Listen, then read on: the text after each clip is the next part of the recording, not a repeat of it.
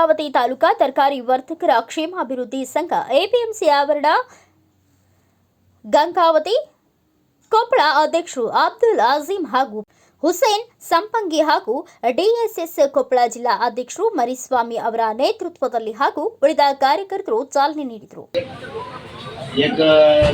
जारी तरीके से हमें व्यापार कर ले जा रहे आज हमने ताकत वाली क्या वजह से कि हमारे पास 8 बजे हमारा रजिस्टर हो गया।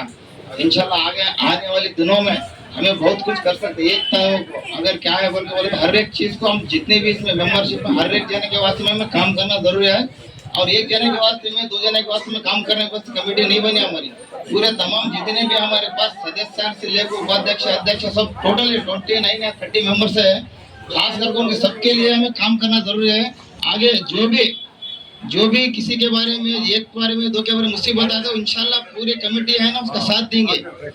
एक ಯಾಕಪ್ಪ ಅಂತಂದ್ರೆ ಈ ಆಯಾ ಜಾಗದಲ್ಲಿ ಆಯಾ ತರಕಾರಿ ವ್ಯಾಪಾರಿಗಳು ವ್ಯಾಪಾರ ಮಾಡ್ತಾ ಇದಾರೆ, ಅದರಿಂದ ವ್ಯಾಪಾರಸ್ಥರಿಗೆ ಬಹಳ ಕಷ್ಟಗಳಾಗ್ತದೆ. ಹಾಗಾಗಿ ಇರ್ತಕ್ಕಂಥ ಕಷ್ಟಗಳನ್ನ ತರಕಾರಿ ವರ್ತಕರ ಸಂಘ ಕ್ಷೇಮಾಭಿವೃದ್ಧಿ ಮಾಡಿದಾರ.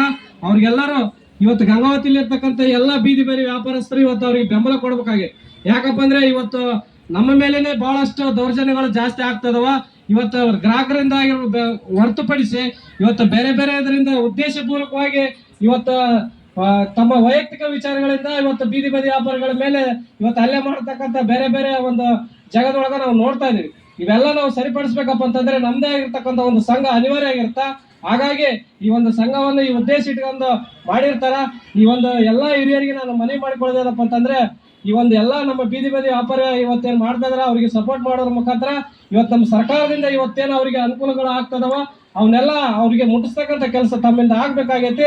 ಹಾಗಾಗಿ ಈ ಒಂದು ಸಂಘವನ್ನ ಇನ್ನೂ ಹೆಚ್ಚಿನ ರೀತಿಯಲ್ಲಿ ಬಲಪಡಿಸಲಿ ಅಂತೇಳಿ ನಾನು ಈ ಮೂಲಕ ತಿಳಿಸಿ ನನ್ನ 2 ಮಾತು ಮುಗಿಸ್ತೀನಿ.